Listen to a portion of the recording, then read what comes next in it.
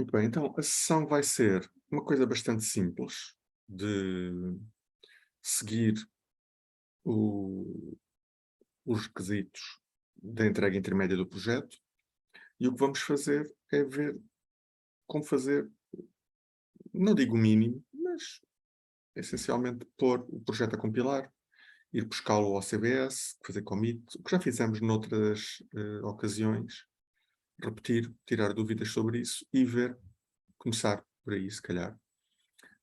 O que é que temos mesmo que fazer, porque é isso que nos interessa ver em termos de falar de entrega, não é? Porque eu não vou fazer coisas que não tenho que fazer, tenho mais que fazer. Muito bem, então o que é que temos que fazer? A entrega está descrita na avaliação do projeto, aqui onde diz entrega intermédia, e é seguir. Lembrem-se que existe uma parte automática e uma parte de qualidade. A parte automática, eu vou-vos dar a nota, mesmo que o código seja mau. Se for mau, a parte de qualidade provavelmente vai ter uma nota muito baixa e vale mais de metade a parte de qualidade. De maneira que, de certo ponto de vista, é melhor ter bom aspecto, em termos de programação com objetos, do que funcionar. Claro que se tiver bom aspecto e funcionar, obviamente é a situação desejável.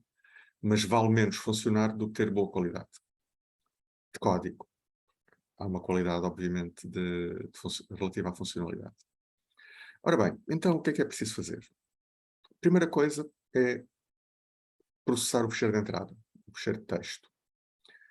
Isto não é mais do que ler o fecheiro linha a linha, cada linha descreve um objeto, cada objeto pertence a uma ou mais classes. Quando eu digo a uma ou mais, quer dizer que pertence certamente a uma, a dele, mas pertence também a todas as da superclasse. Isto quer dizer que na organização que vocês vão fazer do código, isto pode implicar não só fazer a classe do objeto, mas fazer a hierarquia de classes necessária para guardar esses objetos. O que temos no fecheiro de entrada são os terminais, são os clientes. O que vocês não precisam de fazer para já, mas podem, são as outras classes que têm a ver com o domínio, que já fizeram no ML, as comunicações, as notificações. Reparem que a maior parte dessas classes não são úteis para a grande parte do que está aqui na entrega intermédia, mas vai-vos poupar tempo para a entrega final, até porque não são difíceis de implementar. Ora bem, então, leitura e interpretação, isto é um file reader com um buffer reader, é leitura textual, é o único sítio onde é feita a leitura textual, como eu já disse nas aulas, nunca é produzido output em formato de texto para fecheiro. O único output em formato de texto é para o ecrã, quando eu faço um comando para visualizar qualquer coisa. Por coincidência, não precisava ter sido especificado dessa maneira, o output é parecido com a entrada textual, com aquelas barras verticais, etc. Mas é uma coincidência, não precisava de ser assim. Por isso, não fiquem a pensar, por terem lido o fecheiro textual, que têm que produzir texto na saída num fecheiro qualquer. Têm que produzir texto na saída nos comandos. Ok? Alguma questão aqui relativamente a este assunto? Professor, eu tenho uma dúvida em relação a este assunto que a gente não se tem que preocupar como é que o professor vai passar o fecheiro de texto para o projeto, certo? Que a gente só precisamos Tem. de preocupar Obviamente que com. tem. Tem. Mas eu Tem de sei que tal passa pelo. maneira que está no enunciado e segue o que lá está. Não, não, não, setor, não é, acho que o É senhor. Não, exatamente isso. não, não, mas eu não fui claro o suficiente, setor. É, por exemplo, para guardar e abrir os serializable, nós temos aquelas Não tem funções. nada a ver. Esquece isso. Pois não? É Estou a que nós falar só de um temos que, assunto diferente. Estou a só temos falar que deste preocupar. assunto só. Foca no que estamos a falar. Ok? Foca no que estamos a falar. Se tiveres outras dúvidas, espera por esse momento. Agora é fechar texto. Não mistures. Está bem? Há alguma questão sobre fecheiros de texto? Importe? Está aqui o link. Isto existe no enunciado, a forma como isto é lido. E, essencialmente, vai haver uma coisa que vocês podem ver no código. Vos dá o nome do fecheiro. É só abrir. Já está. Não tem nada a ver com serialização. Nada. Zero. Ok? Muito bem. A seguir, serialização, finalmente. Pronto, se tem dúvidas de serialização, é a altura certa para falar, que é o que aparece no menu principal, abrir e guardar. Reparem que abrir presume que eu já guardei, porque não há maneira de eu ter um formato que depende da estrutura interna do programa sem ter passado pela estrutura interna do programa, porque não é possível produzir objetos sem usar aquelas classes. De maneira que o que vai acontecer é que a vossa aplicação vai arrancar, vai ler o import, ou não. Pode não ler o import, pode criar objetos através dos menus, com registro de terminais, registro de clientes, o que for. E depois, num momento qualquer, vai fazer guardar. Quando fizer guardar, entramos naquele processo de fazer save, se tiver nome, ou fazer save as, se ainda não tiver nome. Com isso, o que vocês vão conseguir é criar um fecheiro binário no formato decidido pelo Java, não é uma coisa que vocês controlem, porque é o que é implementado automaticamente pelo Serializable, e que no vosso código se traduz simplesmente em abrir o fecheiro com um file output stream, um object output stream à volta desse file, eventualmente com um buffer de output stream também. São os exemplos que estão no wiki e estão nos outros projetos. E depois fazem write object. End of story. Nada para fazer a não ser isso. Se usarem o try with resources, nem sequer têm que fazer close, porque quando o try acabar, fecha o fecheiro e está tudo acabado. Na abertura, é o simétrico disto que eu acabei de dizer. Tem um fecheiro que já foi escrito, é pedido o nome desse fecheiro, é passado ao input stream, ao file input stream, quero dizer, e depois esse file input stream pode passar por um buffer de input stream ou não, e eventualmente um deles vai parar ao object input stream, do qual eu faço read object, e de onde obtenho o objeto que guardei antes. Mais uma vez, uma coisa razoavelmente simples em termos de Java, porque é tudo automático. A única coisa que vocês têm que ter cuidado aqui é dizer que as vossas classes são serializáveis, tanto para guardar como para ler. O resto não é um problema. Isto despacha esta parte aqui do abrir e guardar. Depois, na gestão e consulta de dados da aplicação, este nome composto. Tenho só uma dúvida que passa a serializable ainda. Sim. Nós temos que meter aqui o ID de serialização que já está em algumas classes, nas nossas. Vamos lá ver.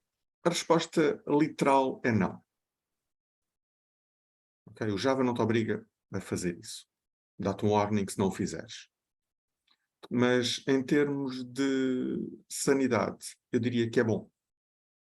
Porque aquilo é um número de série. E essencialmente o que estás ali a dizer é qual é a versão da classe. Eu costumo usar como número de série a data e a hora. Porque em termos humanos é um bocadinho mais inteligível do que ter lá a versão 3.4 e eu não saber qual é a relação da 3.4 com as versões atuais, por exemplo. Se vou na 7, se vou na 9, estás a ver?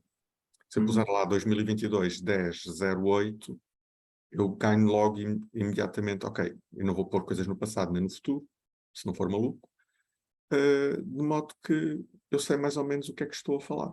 E se vir uma coisa que é de 2016, eu fico com uma ideia da idade da classe. Isto é importante porque eu posso ter feito versões diferentes entretanto, e assim fica a perceber, até, no limite, onde é que tenho versões daquele material guardado. Estão a ver? Ou seja, não é completamente descabido pôr lá aquilo em termos de sanidade, é bom. De qualquer maneira, essa pergunta que tu me fizeste, e que eu estou aqui a dissertar, é fácil de ir ler o manual e ver as condições. E ganhas mais em ler o manual do que me ouvir a mim, diria eu. Está bem? Bom, Ok, obrigado. adiante. Ok, gestão e consulta de dados da aplicação. Isto é a parte do menu principal que tem a ver com a abertura de submenus. Tudo isto está implementado. Foi aquilo que eu vos mandei, aquele anúncio da abertura dos 3 submenus. Desde que não estraguem, está tudo feito, não tem que fazer nada. De facto, se alterarem, este código é reposto nos testes, porque é daquele código que vocês não podem alterar. Por isso, esta é uma parte que está aqui só porque sim. Ok. Depois, nos outros submenus, temos coisas a fazer em 3 deles. No da gestão dos terminais, de facto, isto é um menu todo. Parece muita coisa, mas na realidade não é nada. Pronto. é pouco. O que é que isto quer dizer?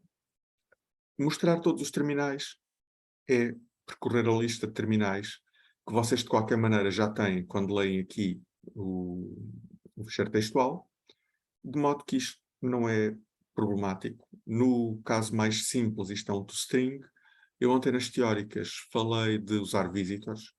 Não estou a pedir que usem visitors, até porque vocês provavelmente ainda não leram sobre isso. Mas podem ler. Se me perguntarem, eu respondo. Eu de qualquer maneira vou falar disto. A vantagem de usar um visitor face a fazer o toString é que o toString é um método do Java, não é semanticamente relacionado com nenhum domínio. Pode ser aproveitado, que é isso que estamos a falar, mas é pouco flexível. Se eu amanhã quiser mudar o output, tem que mudar o código. Ao passo que mudar um visitor, ao ter vários, é para isso que ele serve. De modo que, em termos de flexibilidade de código, ter o visitor é muito melhor. Claro que em termos de complexidade de código, ter o toString é incomparavelmente mais simples. Okay? De modo que vocês, nesta fase, até podem ter o toString, eu não vou descontar. Se vocês passarem objetos do core para a app, em geral eu desconto, porque o core não deve expor a sua implementação do lado da app, mas vou não descontar, e isto vai ficar gravado, de modo que vocês podem ouvir isto uma e outra vez. Se vocês passarem para a app objetos do core, e a única coisa que fizerem com eles for apresentá-los, ou seja, chamar o toString, imprimir, passá-los ao display, que é a maneira de os imprimir. Se só fizerem isto, eu não desconto. Atenção, que passar objetos do core para a app tem que se lhe diga. Se passarem uma estrutura do core, imagina, tem um mapa no core, passam o mapa para a app, eu desconto. Porque eu não quero ver estruturas do core a saírem do core. O que é que isto quer dizer? Que se vocês tiverem um mapa no core e querem passar uma lista de objetos para a app, então façam o favor de ter uma interface no core que devolve uma lista, interface, opaca, de modo a que a implementação do core não seja compreensível por quem está fora. Ok? Muito bem. Então, mostrar todos os terminais. Registar o terminal. Isto não é complicado, tal como registar o cliente. Porquê que eu digo que não é complicado? Isto potencialmente podia ser complicado, mas como vocês já leram o fecheiro textual, já tiveram que fazer isso. Porque registar pensem assim, se tiverem um fecheiro textual com um objeto por linha, essencialmente o que a linha vos está a dizer são os campos do objeto. E a única coisa que vocês têm que fazer é pegar nesses campos, passá-los a um construtor e registar o objeto na estrutura do core, onde ele vai morar o resto da vida dele. Aqui, no registar terminal ou aqui no registar cliente, essencialmente estão a fazer a mesma coisa, com a pequena diferença que em vez de terem os campos a partir de um fecheiro, vão ter os campos a partir de perguntas ao utilizador. E depois, em vez de fazerem o new do objeto imediatamente porque estão no core, têm que chamar uma função que registra no core, mas que pode fazer exatamente a mesma coisa que o fecheiro. Estão a ver? De maneira que fazer registar terminal ou registar cliente podem ser as mesmas funções que são chamadas aqui. E eu, de facto, no meu código, eu uso exatamente as mesmas funções para registar um terminal a partir do fecheiro ou para registar um terminal a partir do menu. Estão a perceber? Ou seja, é o mesmo código. De modo que, uma vez que já leram o fecheiro, isto é de graça. Quer dizer, de graça. Tem que ler 3 campos ou 4, já não me lembro quantos são, a partir do utilizador, mas isso não é difícil. Tem muitos exemplos na rede social e no banco como fazer esses pedidos. Depois, menu da consola de um terminal. Tem que pedir o ID de um terminal e abrir um menu. Abrir menus é exatamente igual ao que está aqui, com a pequena diferença que aqui o receiver já o tinham, aqui o receiver é obtido a partir da chave que acabaram de ler. De resto, não há assim nada de espetacular para fazer aqui. É pedir a chave, dizer ao core, dá cá um objeto com esta chave e abrir um menu sobre ele. Acabou a história. Muito bem, passando ao menu seguinte. E já agora, o menu de gestão de terminais, ao fazer aquelas 3 operações, ficou com o menu completo porque ele não tem mais. a complexidade de manipulação de terminais está não neste terminal, mas na consola do terminal e, em alguns casos, no menu de consultas. Muito bem, então, o menu seguinte, gestão de clientes.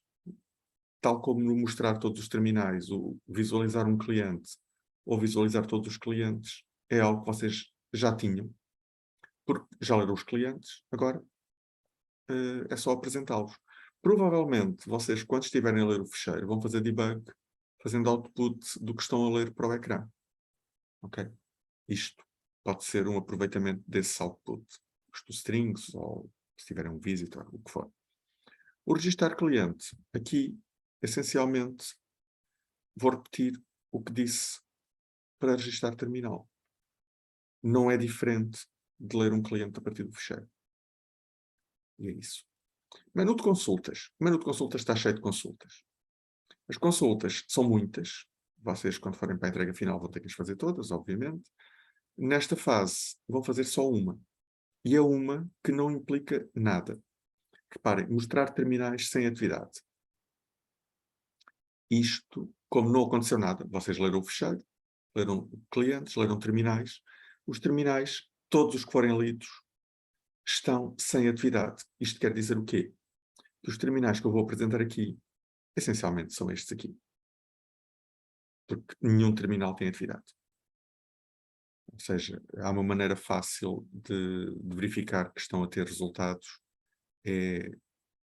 Pronto, é ver se o output dos terminais tem atividade. Produz todos os terminais. Uma coisa importante sobre o menu das consultas, que vale a pena vocês meditarem sobre isso, é o menu das consultas. Essencialmente vai fazer perguntas ao core. As perguntas são muito repetitivas. Há grupos de perguntas. Temos, por exemplo, esta que é sobre terminais, há perguntas sobre clientes, mas a forma como vocês fazem a pergunta depende das estruturas do core. Reparem que eu estou a perguntar terminais sem atividade. Isto quer dizer que eu não vou potencialmente perguntar ao core diretamente sobre terminais. Porquê? Porque depende da estrutura que eu tenho no core. Pode acontecer que os meus terminais no core estejam ancorados nos clientes. E nesse caso, o que eu vou perguntar ao core é algo do género: dá-me os terminais sem atividade dos clientes que tens. Estão a ver? É uma pergunta ligeiramente diferente. Não precisa de ser assim, porque o core pode ter uma estrutura com todos os terminais e, nesse caso, é fácil navegar essa estrutura, mas com a complexidade de terem uma dupla gestão de terminais no core. Por isso, tenham cuidado quando escolherem estas opções, para não escolherem código, depois vos vai tornar a vida difícil. Ok? Bom, relativamente aos outros comandos todos, este texto está aqui, essencialmente é um texto antigo, porque antigamente não era dado esqueleto nenhum e vocês tinham que programar os menus todos, ou seja, aqueles do isto, do aquilo, do outro. Os comandos todos tinham que ser programados por vocês. Ou seja, as classes tinham que ser criadas por vocês. Era trabalho completamente inútil, mesmo em termos de prática, de maneira que neste momento vocês recebem o esqueleto e a única coisa que esta seleção que está agora aí vos quer dizer é que não devem estragar aquilo em que não mexem. Dito isto, como eu digo, há muita repetição no código, o que quer dizer que se vocês estiverem a fazer coisas que são baratas de implementar, implementem, porque poupam tempo. E algumas são mesmo baratas de implementar. Não vão ser avaliadas na entrega intermédia, mas desde que não perturbem a compilação, está tudo bem. Se perturbarem a compilação, pronto. Isso aí é um bocadinho mau, porque isso quer dizer que o vosso projeto não está saudável. Muito bem. Relativamente aos critérios de avaliação, aquilo era o que queríamos, o que temos que fazer. Em termos de avaliação da qualidade, ou seja, temos 2,5 para funcionou ou não funcionou, e os outros 3,5 estão associados a estas coisas. Por isso, a primeira coisa é logo atributos não públicos. Isto quer dizer que vocês devem pensar sempre atributos com a palavra private, sempre. Não há realmente nenhuma boa razão para não ser private. Há exceções às vezes onde isso pode não ocorrer, mas em geral eu diria que private é a sanidade. E sobretudo nunca serem públicos. Se puserem atributos públicos, é bom que tenham boa razão para isso. Eu vou admitir atributos públicos se forem constantes, static. Okay? Por exemplo, o comparador. Porque é natural isso ser público. Mas, cuidado, que não é sempre verdade que os atributos estáticos, constantes, sejam públicos. Às vezes é uma configuração da classe que eu não quero expor. Afonso, Professor, tenho uma dúvida. Imagina que nós precisávamos de fazer algum atributo que fosse protected. O professor desconta por nós não pormos protected, já que by default eles vão ficar no se package, se não não pusermos puserem nada. protected, eu não sei que vocês sabem o que estão a fazer. Ok. É Por que se isso, não quer pusermos seja nada é a mesma protected. coisa, Repara, não pôr nada não é protected. fica no package, não é? Por default. É, mas isso não é protected. Protected não fica no. Fica também no package, mas não é... atenção que a semântica de package não tem nada a ver com o do protected. Tem um overlap, mas não é a mesma coisa. Então Estás a qual perceber é? porque é que eu desconto? Mas em termos funcionais, eu Não já percebi interessa, que em termos desconta porque funcionais não podia tem. ser público. Sim, Ok? sim, sim. Eu já percebi que desconta porque não tenho Package, certeza se nós sabemos o que é que package, estamos a ouve o que fazer. estou a dizer. Package é público na package, não é protected. Então protected é o. Protected é acesso especial para as subclasses. Ok. Ok? Por Sim. acaso, em Java, dá acesso à package, não interfere com a package. Ok. Por acaso. Mas se fores para C++, o protected é como o private. Ok? O protected é igual ao private, não sei mais. Sim. Ok. Está bem, professor. Exceto para as subclasses. Para as subclasses é como o public. Então, então e o private no C++ também dá acesso às subclasses? Então? Não. Porque para que é que existe o protected se o private dava acesso? Pensa lá. Pois. Ok. O que eu estou a dizer é que em Java, a escolha que foi feita de implementar o Java foi o protected dá acesso Há dentro da package. package Hum. como se não tivesse nada. Mas fora da package funciona como público para as subclasses e como privado para todos os outros. Em C++, o protected é privado, excepto para as subclasses. Ok. Então, em Java, se eu puser protected, além da package, as subclasses que estiverem fora da package também conseguem ser? Sim, claro, é isso que serve. Ok. Está bem, professor. Ok, atributos não públicos, por isso protejam os atributos. Atributos e métodos não static. O static não é só em PO, é em todo lado. Variáveis globais, sejam static ou não, são má ideia.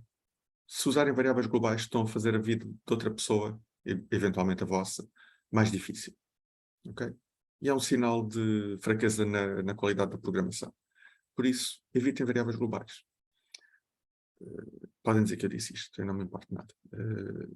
Há pessoas que gostam de variáveis globais, mas também gostam de ter problemas, e muitas vezes não são elas que os resolvem.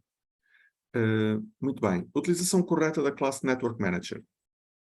Isto, essencialmente, é um pouco aquela ideia de, tal como eu não quero na app demasiada inteligência, aliás, nenhuma inteligência, porque é o core que tem inteligência, eu também não quero um Network Manager a fazer a gestão do network. O Network Manager é uma classe que faz a gestão do próprio network. Não faz mais nada. Por isso, esta classe é uma classe magrinha. Não tem que ter muita coisa. Se puserem muito material aqui, depois tem muito má nota relativamente a este assunto. Também, estas notas são todas pequeninas, não é? Mas vocês não querem estar a perder frações que são fáceis de manter. Serialização é outro caso, não é? É fácil de ter a nota completa na serialização, desde que não façam nada de que se desvie muito do que é a prática de programar serialização em Java. Como a prática de programar serialização em Java é simplesmente fazer write object ou read object, que não há muito a fazer para estragar. Estão a perceber? Muito bem. Utilização correta da herança. Isto, fundamentalmente, tem a ver com não repetir nas subclasses coisas que as superclasses já tinham. Alguns de vocês não compreendem a noção de herança, mas herança quer dizer que uma subclasse herda tudo o que a superclasse tinha. Se a superclasse tinha um campo, a subclasse também tem. Eu não preciso de repetir isso. Não confundam ter o campo com ser capaz de aceder ao campo. A subclasse pode não conseguir aceder ao campo, mas ela tem o campo na mesma, através do código da superclasse. Ok? Se vocês têm uma superclasse que tem um campo, sei lá, idade, e agora na subclasse põe o campo idade, eu vou descontar neste sítio. Se tiverem um método na superclasse que é faz uma coisa qualquer e voltam a repetir o código na subclasse, tem um desconto aqui também. Ok?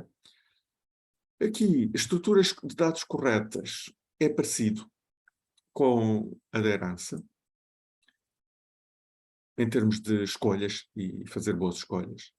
E é aquilo que já falámos um pouco quando falámos das estruturas de dados do Java, que é, eu não vou escolher estruturas que custam O de n, quando eu tenho uma estrutura que me dá a funcionalidade em O de 1. Ou mesmo O de log n. Estão a ver? É este tipo de coisa que eu vou descontar aqui. Não é que isto seja extremamente relevante em PO, mas é relevante em programação em geral. Ou seja, vocês têm que, em qualquer circunstância, tomar boas decisões. Eu costumava brincar, e não sei se é verdade, não sei se jogaram Skyrim, não se sabe o que é o Elder Scrolls sequer, mas havia um caso em que eu tenho a impressão que eles tinham uma coisa que era quadrática, que era quando tinham uma arca qualquer lá numa casa, se pusessem muitas coisas dentro da arca, como aquilo ordenava, aquilo ia ficando progressivamente mais lento, mas muito, muito mais lento. O que dava ideia de uma má implementação. O que não me surpreende, porque, pronto, como aquilo usa pacotes software de várias proveniências, um deles podia não ter assim uma qualidade extremamente boa. Mas é mau. Ok, separação app-core. Isto tem a ver com a inteligência da app e com aquilo que eu já disse há bocado sobre manter a app a depender do core. Essencialmente, vocês querem manter toda a informação no core e não a trazer para a app, a não ser que tenham que trazer. E isto aqui, o que não é só inteligência, são também as estruturas de dados que vêm do core para a app serem opacas. Ou seja, eu mandar uma coisa com uma casca que é uma lista e não com um array list, por exemplo. Muito bem. Qualidade do projeto. Essencialmente isto aqui é se eu gosto de vocês ou não. Se eu olhar para o código e disser, estou infeliz, então aqui tem uma penalização qualquer. Eu só vou dar a nota máxima aqui se tiverem a nota máxima nos outros todos. Por isso é uma espécie de... como eu ia dizer? Badge of quality. Ok, comentários Javadoc. Já falámos sobre isto. Os Javadoc são aqueles @param, @return, que vocês podem ver no código do wiki também. E que depois é rendered em HTML ou PDF ou o que for. Por exemplo, o manual do Java está todo escrito em Javadoc. Como vocês, eu não estou a pedir comentários, nem vão ser avaliados por escreverem comentários, nunca. Nunca, excepto aqui, claro. Eu estou a pedir que façam pelo menos uma vez na vossa vida comentários Javadoc. Como a classe mais interessante que vocês têm é a classe Network, eu estou a pedir que façam os comentários Javadoc na classe Network. E essencialmente o que têm que fazer aqui é, para cada método, têm que fazer um comentário Javadoc. Isso significa o quê? Barra, asterisco, asterisco, descrição do comando, do método. Depois, @param, nome do parâmetro, descrição do parâmetro, @param, nome do parâmetro, descrição do parâmetro, para todos os parâmetros, @return, o que retorna, blá blá blá, @throws, se lança as exceções, uma linha para cada exceção, e essencialmente é isto. Ok? Nada de especial. Se fizerem isto automaticamente, eu dou uma nota miserável, porque fizeram isto automaticamente. Não há valor nenhum em terem feito isso, mas mesmo assim, como fizeram, tem um 0,25, de 0,20, já não é 0. Se não fizerem, obviamente têm 0. E aqui, violação das regras de codificação Java. Isto é uma coisa que podem ver um resumo no Phoenix, está lá no FAQ. Eu não quero que vocês façam demasiadas coisas, mas pelo menos as básicas. E quais são as básicas? São as classes começarem com uma letra maiúscula e fazerem camel case. As variáveis e métodos começam com letra minúscula. As variáveis podem começar com underscore. As constantes serem maiúsculas separadas com underscores e por aí fora. Tem o resumo no FAQ, como eu disse. Podem ler. Não há nada assim de espetacular. Depois, vai ser aplicado um desconto. Ou seja, até um valor por lixo no repositório CBS. Este lixo são coisas que não deviam estar lá. Qualquer coisa que não devia estar lá. Se tiverem diretorias vazias, podem deixá-las lá estar, porque é impossível tirar. Eu vou ignorá-las. Ok? Pronto, é isso. Afonso. Sim, professor. Tinha duas questões, uma acerca dos comentários e outra acerca disto do CVS. Acerca dos comentários, a questão é se o professor vai descontar por nós fazermos comentários. ahm, ah, não sei se é AC++, mas eu considero que seja, que é com São barra barra. Javadoc. São comentários Javadoc. São os únicos que interessam. E aqueles que nós às vezes fazemos só para especificar coisas pequenas com o barra barra, o professor desconta por isso? Ou Eu não quero saber desses. Esses não me interessam. não? Ok. A outra questão era, esta pasta que nós temos ligada ao CVS, é possível tê-la ligada ao CVS e simultaneamente ter ligado ao GitHub sem fazer porcaria? Não quero saber disso. Não quero saber, eu só queria Eu saber não se quero faz mal saber. ou não. Eu vou-te dar a resposta e tu vais-te queimar com ela. Então, É por isso que eu não quero saber. Ok? mas eu posso queimar-me só para saber. Não, mas é para teres a consciência que as más decisões são tuas. A resposta é sim, e é uma má ideia. Pronto, era isso, eu queria saber Não, é se uma muito má ideia. o professor podia responder, não há problema nenhum, ou podia responder, há problema. Mas há É só isso. problemas. Há problemas e tu provavelmente vais tropeçar neles todos. E depois eu, se calhar, vou ter que chumbar porque tu Sim, fizeste sim, sim. alguma coisa que não conseguiste resolver e que Ok, ninguém vai resolver por ti. pois. Ok? É por isso que eu estou a dizer que é má ideia. Era só porque era numas de Já ir te respondi. guardando. Já te respondi. Ok? Ok, Faz obrigado. o que quiseres, Mas depois não é boa não ideia. chores. Ok? Pronto, obrigado. Daniel, Professor, isso de você ter dito que não vai descontar ah, diretorias vazias, se a gente criar uma diretoria para packages no core, isso não conta como algo desnecessário, certo? eu vou repetir. Se tiver uma diretoria vazia, eu não vou descontar. E se criarmos uma que metemos os códigos lá dentro. Tem que servir para alguma coisa. Se eu estiver a avaliar a entrega correspondente, eu vou avaliar. Porque essa diretoria vai ser uma package. E eu vou ver se a package faz sentido, essas coisas todas. Estás a perceber? Sim, setor, eu só estava a pensar, porque eu lembro também que o senhor tinha dito que não era preciso e estava a pensar se me dava o trabalho de Não, não, fazer não, isso ou não. não. Tu não ouviste o que eu disse. Diretorias dentro da diretoria SRC são packages. Devem existir se as packages deverem existir.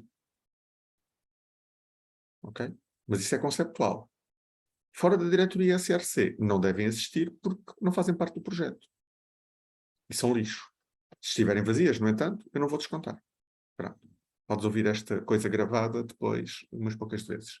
E se tiveres mais questões, depois volta a perguntar. Agora, nos últimos 18 minutos, vamos fazer aqui uma simulação de obter o código, fazer qualquer coisa com ele e fazer commit e já está.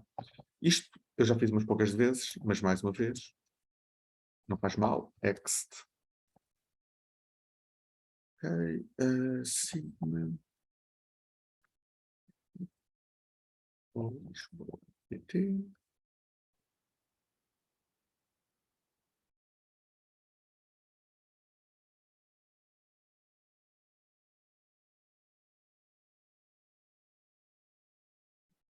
As coisas do Zoom da frente.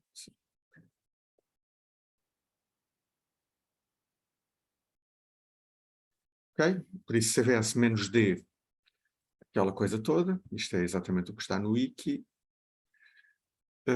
A outra forma de fazer é eu definir a variável CVS root com aquele valor. E agora, checkout project. Isto que eu estou a fazer é uma coisa saudável de fazer em qualquer altura, quando vocês têm dúvidas sobre o conteúdo do repositório. Vários de vocês, perdão, perguntam: fiz não sei o quê, como é que eu sei se ficou bem? A maneira mais fácil de saber se ficou bem é cria uma diretoria vazia, como esta onde eu estou. Okay? Completamente vazia. Checkout. De novo.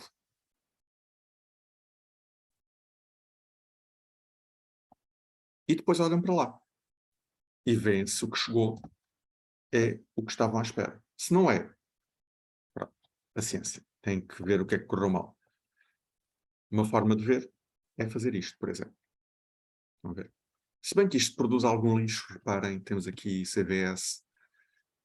Nunca interfiram com estas coisas. Mas, neste caso, pronto, tenho demasiada informação relativamente a isto. Outra forma de fazer isto é find ponto menos type f e fazer grep menos v CVS maiúsculo para esconder as diretorias CVS. E aqui, reparem, tenho só os meus ficheiros do projeto. Todos. Os do core, primeiro, porque isto, por uma razão qualquer, relacionada com a estrutura da diretoria, leu primeiro o core e depois é que leu o app, mas podem fazer, já agora que isto fica gravado, socket, e ficam com tudo ordenado por ordem alfabética.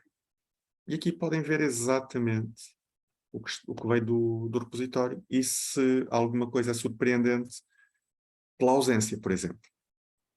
Okay. Muito bem, então vamos fazer make e ver o que é que acontece. Pronto, aconteceram coisas más, que é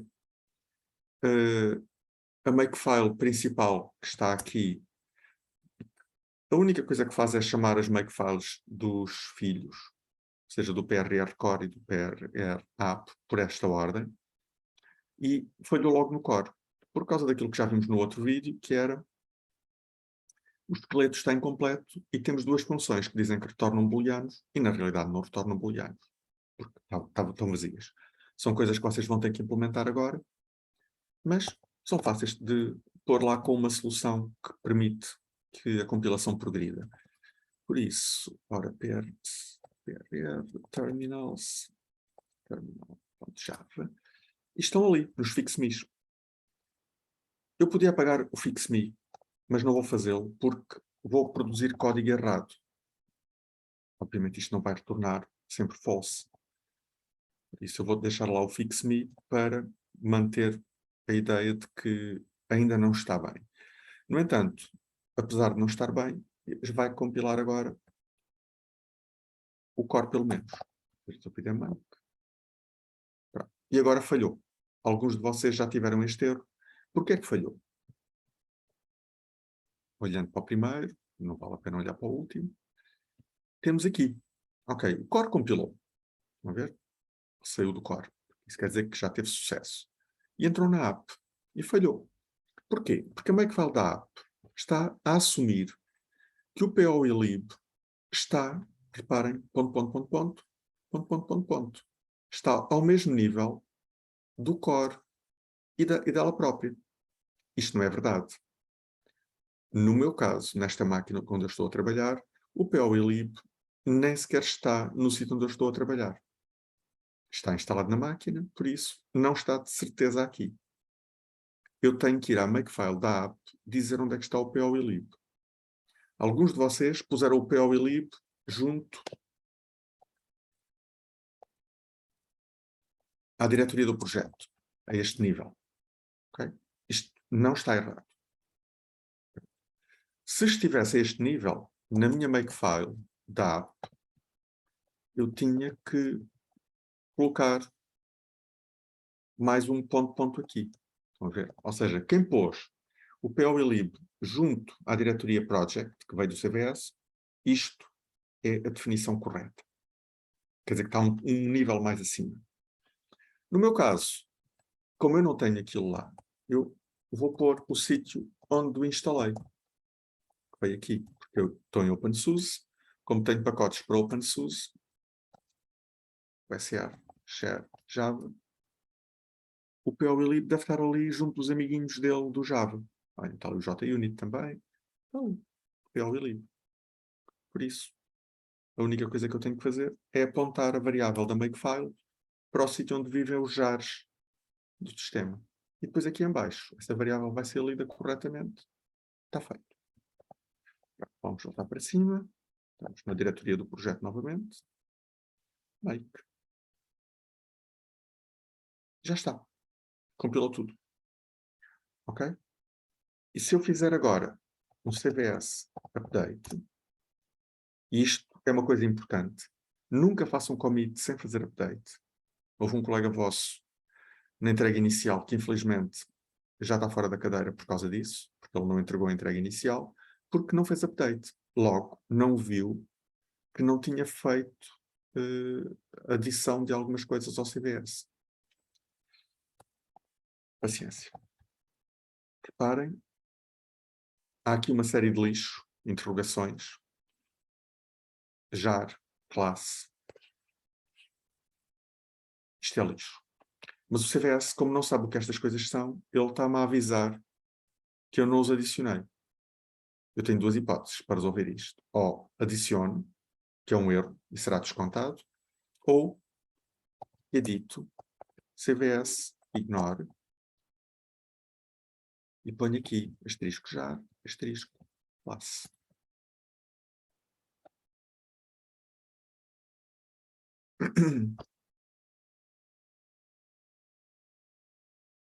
Reparem a diferença. Ups. Não fiz bem. Não fiz bem.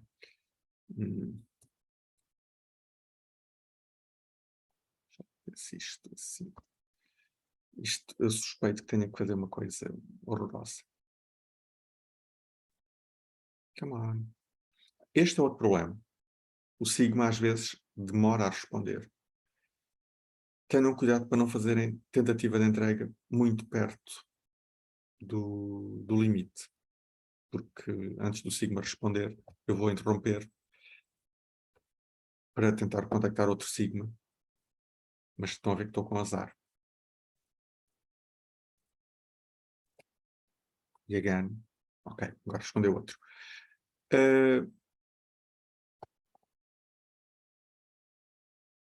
Bom, eu não estou a conseguir pôr o CVS Ignore, mas essencialmente o meu problema com o CVS Ignore é que, ao contrário do Git Ignore, que é válido para todo o projeto, o CVS Ignore tem que ser posto por diretoria. Pedro. Há algum momento em que seja perigoso interromper essa comunicação com o Sigma? Reparem, eu aqui, pronto, ela agora respondeu imediatamente. Eu ainda não fiz nada. Ok? O perigo é quando o comando já está em curso. O comando Ou seja, aqui... depois de inserirmos a password? Exatamente. Ou seja, até eu dar... reparem, o CVS do lado do cliente, ou seja, do meu lado, não está realmente a fazer nada. Está simplesmente a instruir o servidor do outro lado para fazer coisas. Ok? E depois o servidor há de dizer, estou pronto, e este começa a debitar. A partir daí é perigoso. E vocês podem corromper o repositório à conta disso. E tem acontecido. Ou pior, bloquear o repositório. Se fizerem, no entanto, isto, reparem, ele está parado. Neste caso, é seguro. Ou, se ele ainda não pediu a password, como eu fiz há bocado, também é seguro. Ok? No entanto, se já está a fazer coisas, não é seguro. Está bem? E se surgir a prompt a solicitar a palavra passe, mas nós ainda não a inserimos? É isso que eu estou a dizer. Já ok, apareceu. E eu E interrompo. podemos interromper, ok. Aqui é seguro. Okay? Pronto, a partir do momento em que fornecemos a A palavra partir passe do ao momento em que processo, escrevem a password, é inseguro. ok. Não há garantia nenhuma de que o repositório tenha ficado, por exemplo, aqui, agora parou. Deve ter caído lá no que está lento. Os sigmas são, já não sei, acho que são 7 máquinas ou qualquer coisa assim. E, como devem imaginar, deve haver umas que estão mais pesadas que as outras. E esta está a meditar na vida e não... Pronto. É seguro. Ok? Ok, obrigado. Muito bem. Pronto. O que eu estava a dizer, eu só vou mover... Deixa-me lá aqui pôr o CVS Ignore outra vez com os não sei quês. E vou fazer o CVS Ignore para PRR Core, pelo menos para vocês verem desaparecer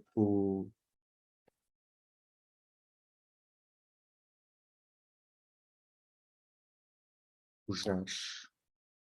Ok, pronto. Pelo menos os pontos jars já não aparecem na lista, estão a ver.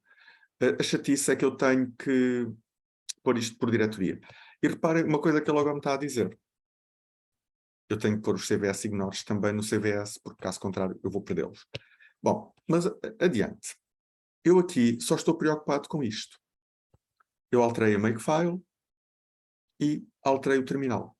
Isto é o meu projeto. O resto é mais ou menos lixo. Eu posso ignorar. Por isso, CVS commit -m. Não se esqueçam do -m, para não abrir nenhum editor esquisito. Adicionado. Não sei escrever. Adicionado. Código. Entrega intermédia. Muito bem. Ok? E ele agora vai-me dizer o que é que manda para o repositório. Reparem que ele continua a avisar-me do que é que não mandou. Mas avisa-me do que é que mandou. Mandou-me uma makefile corrigida, na versão 1.2, e mandou o terminal com os return falses, também na versão 1.2. Se eu quiser adicionar os CVS ignores, eu tinha que fazer cvs add.cvsignore e brr app.cvsignore, brr core.cvsignore.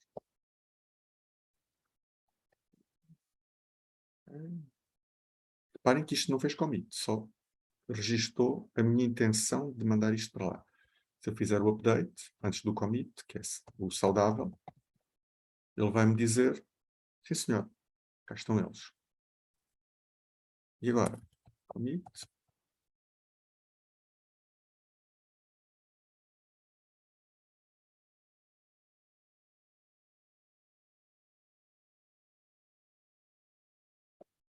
Ok, isto é o pânico que vocês podem ter, porque aparentemente ele já está a fazer commit. Mas reparem que ainda não pediu o password. Por isso, isto é um momento perigoso, mas como ainda não pediu o password, está ok.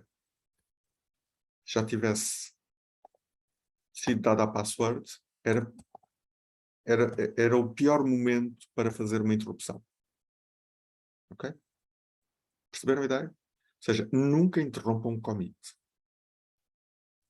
Isto parece contraditório com o que eu acabei de fazer, mas reparem que o commit ainda não tinha começado porque a password não tinha sido pedida. Ok? Isto é aquilo que vocês querem lembrar-se sempre, sempre, sempre. Nunca interrompam um commit. Interromper o update pode ser também um tiro no pé, porque tal como o commit manda coisas da minha cópia para o repositório, o update traz coisas do repositório para a minha cópia. Se vocês interromperem o update, podem não estar a corromper o repositório, mas estão a corromper a vossa cópia. E depois tomam mais decisões sobre a vossa cópia. E isso pode ser quase tão mau como corromper o repositório. Ok? Tenham cuidado com isso. Ora bem, perguntas. Nós temos 3 minutos ainda. Façam lá aí umas perguntinhas. Professor, Uhum. o CVS Ignore não é considerado lixo, pois não? Não. Não. Nem o git ignore que lá está. Reparem que eu já lá pus um git ignore, porque eu sei que alguns de vocês fazem o projeto no git, e assim pelo menos também não acumulam lixo no git. Agora, aquela pergunta que o vosso colega há bocado fez. Vou fazer isto no git. E depois vou pôr o mesmo repositório local no CVS. Se mandarem o ponto .git para o CVS, eu considero isso lixo. Estão a perceber? Ouviste, Afonso? O Afonso já não está aqui. Ouvi. Mas sabes que é o ponto .git, não é? Sim. Pronto. Eu não quero ver isso no CBS. O ponto .git ignore, eu aceito. Pronto. O ponto .git não, porque o ponto .git essencialmente é o universo. E eu não quero saber disso. Está bem? Bom, acho que estamos mais ou menos conversados por agora. De qualquer maneira, estes temas todos, agora durante o resto das aulas, como nós vamos estar a falar mais de arquitetura, vamos ter menos pormenores de código, se quiserem, mas de qualquer maneira podem continuar a perguntar. Mas é mais apropriado vocês fazerem perguntas sobre estrutura e isso, por isso que podem continuar a tirar dúvidas sobre o projeto. Está bem? Bom, e é isso. Acho que vou parar a gravação.